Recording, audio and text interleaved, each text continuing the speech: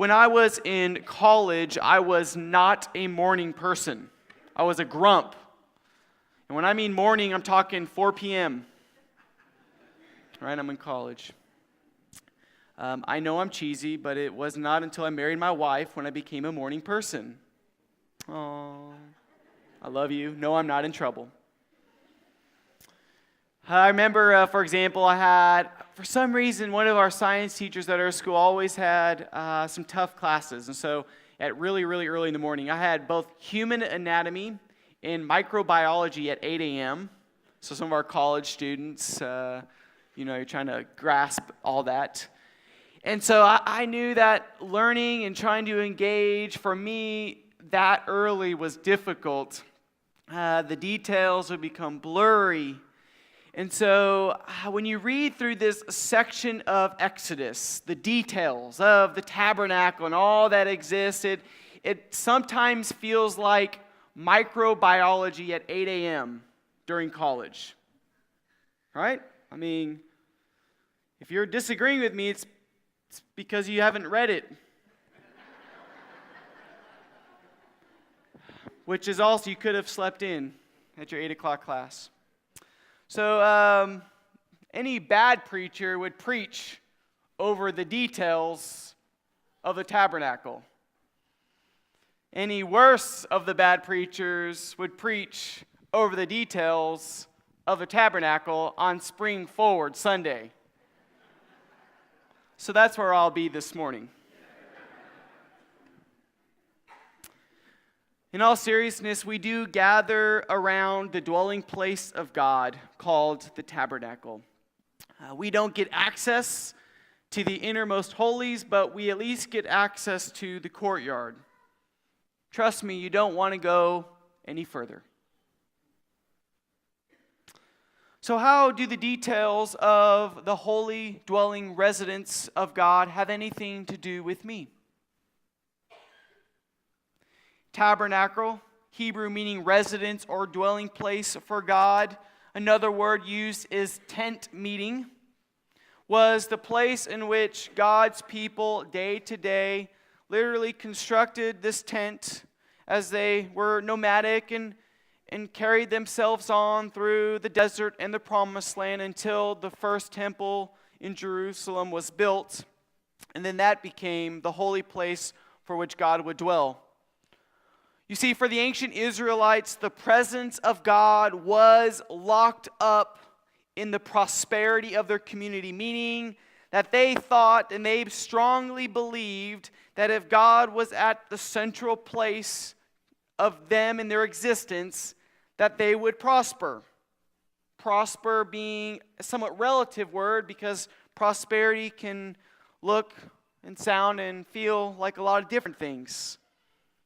But what it meant was, for them, God's presence was political, it was social, it was religious, and it was the cultural heart of their identity.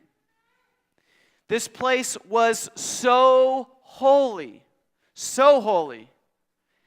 that you could argue that this was the place where heaven and earth met.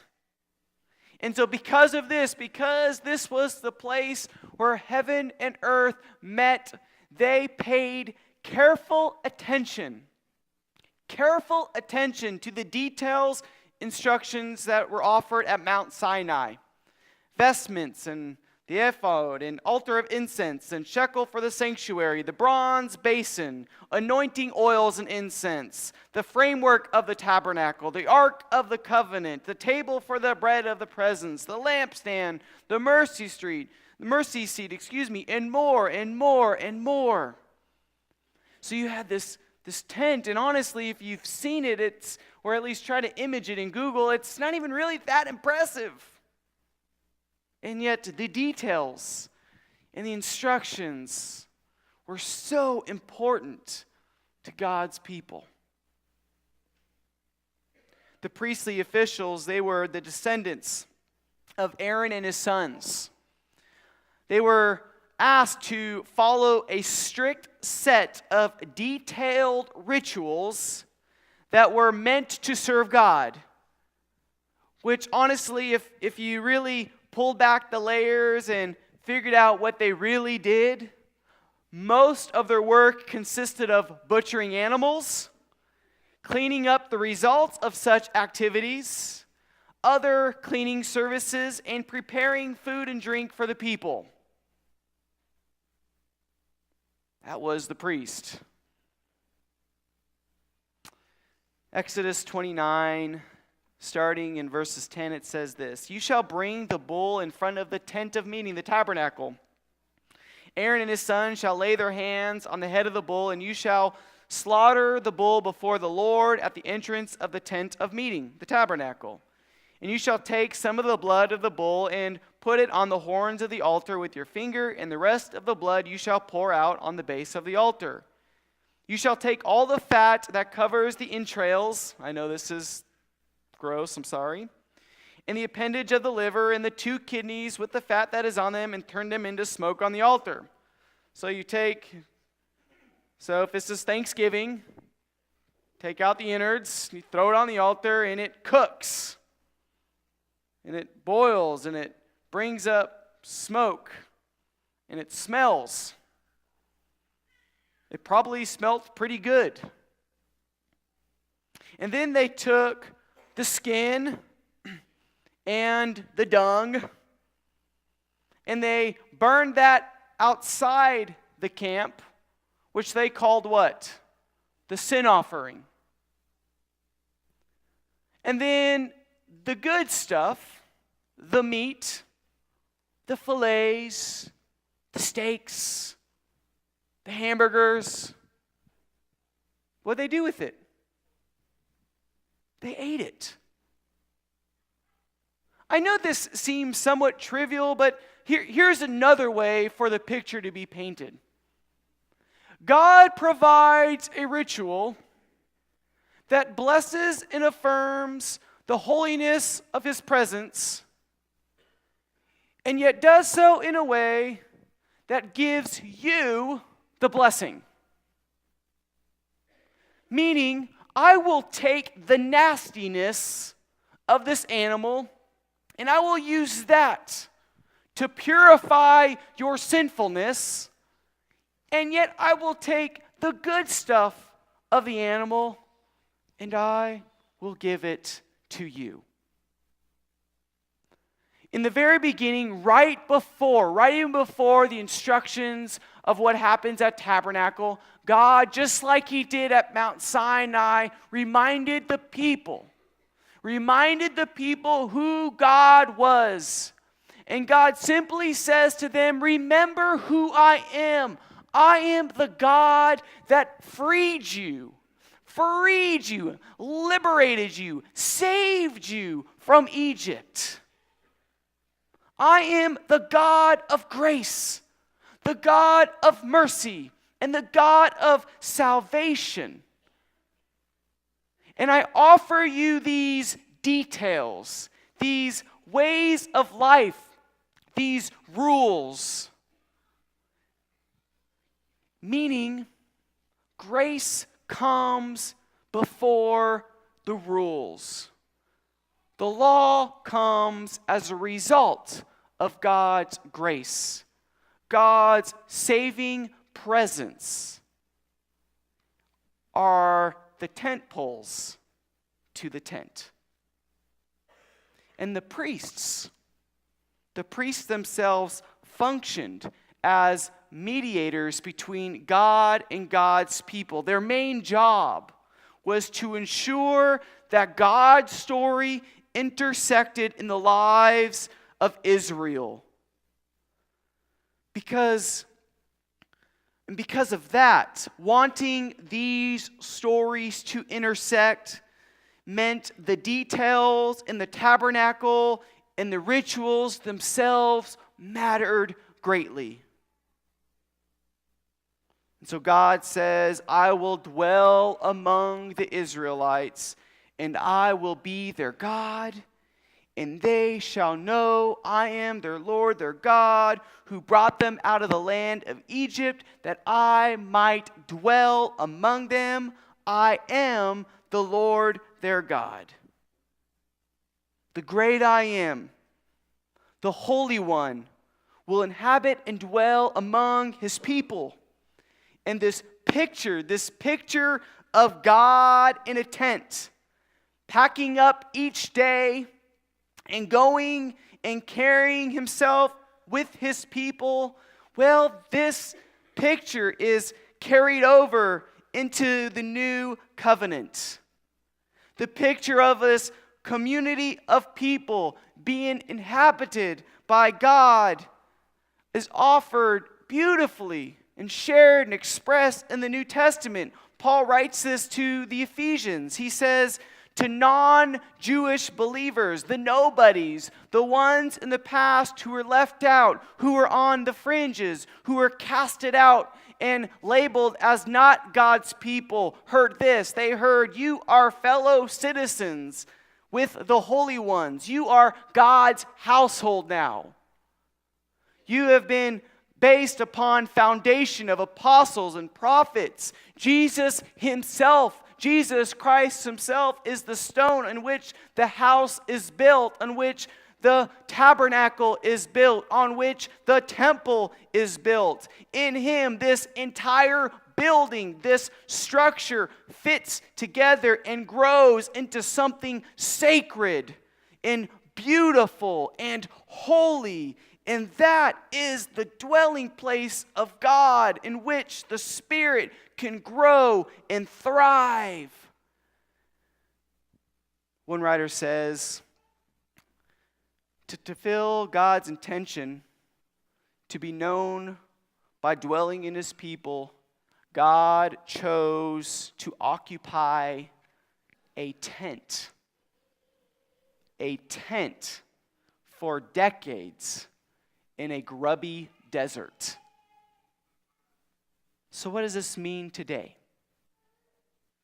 God chooses to occupy us. Us. For thousands of years. And sometimes the broken and despairing, and in sometimes in the beautiful and wonderful ways we are presented, God has chosen now for us to be the holy dwelling residence of God's Spirit. The church is now the embodied tabernacle.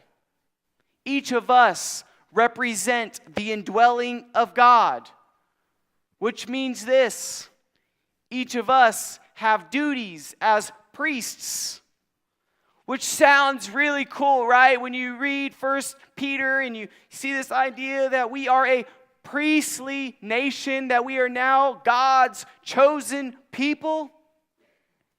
But what are the implications? Because if you go back to Exodus chapter 26 and you kind of start reading in 29, you start listening to the vestments and the sacrifices and the blood and all that, it becomes a little more overwhelming. Because through Jesus Christ, we are God's dwelling place, and because we are his tabernacle or his temple, however way you want to describe it, our identity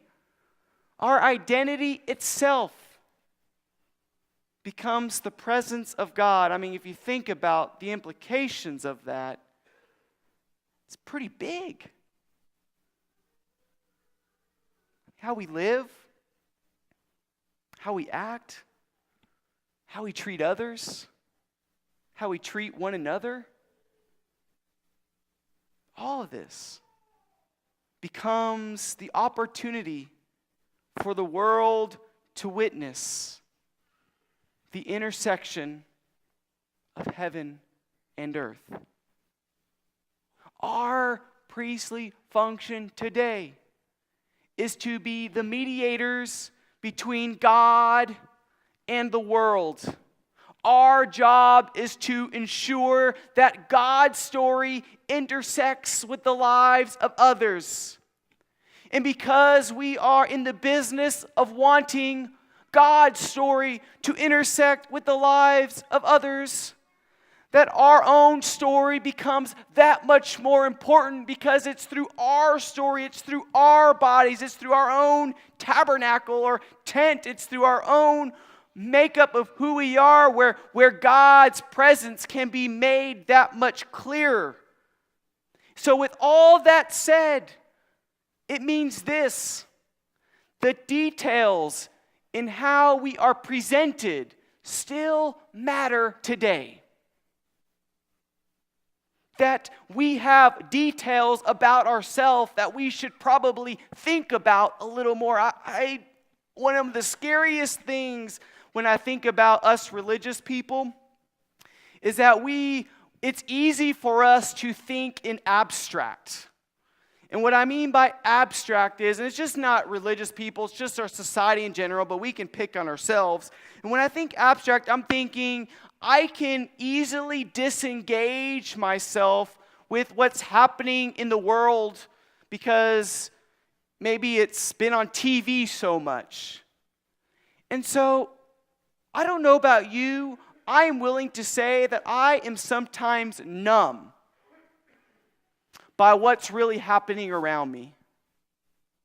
I'm numb that there is serious brokenness within our families. I can separate myself from that. I am numb that there is serious sin that many of us are struggling with. And God says, Mick, you got to pay attention to the details. You got to think about your own temple and what's happening. And I'll tell you what, in this last week, there have been 2 people that I can name who really paid attention to the details. That God was so holy among them. And I only have known them since August. And yet, the moment I introduced myself to Roland Bradfute, and the moment I introduced myself to Billy Pryor, I knew that these 2 people were holy because God is holy. That's because they paid attention to what God was doing in their lives. They knew that their character mattered. They were willing to stretch themselves and grow. They were ready to grow up and mature. I can't help but I've seen that Roland Bradfute talk twice now. Many of us have. We were at the funeral, and then he came and stood up here and preached, and he talked about it, a couple of things. And the one thing I got from him, and there was a lot, but one of the things I got from him was his ability to show so much humility and emptiness inside him. And the reason why he wanted to be empty was because he wanted God to fill him. He was hungry to be an empty dwelling place because he knew that God would fill him. That is the holiness of God. Folks, we are called to be God's dwelling place. And if we're not paying careful attention to the details of that, what's the implications? What's the so what?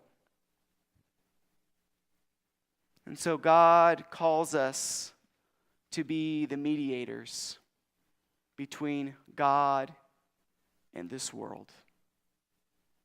And so this morning, when God stands up and says, I am among you and I am holy, and I offer you the chance to be holy because I am holy, what are you going to do? Are you going to pursue that? As Eric said, are you going to step on that pedestal and reach out and try to grab whatever it is that God has available? Are you going to be in such reverence, as Randy pointed out, about the holy, holy, holy presence of God that you just want to be filled with that? Because God is available to you. God invites you to be a part of His presence. God is here with us, dwelling. And then when you leave, when you become witnesses to this world, you are called to be mediators of God's holiness. You are the bridge that intersects God's story with the world's story. We are God's chosen holy priesthood.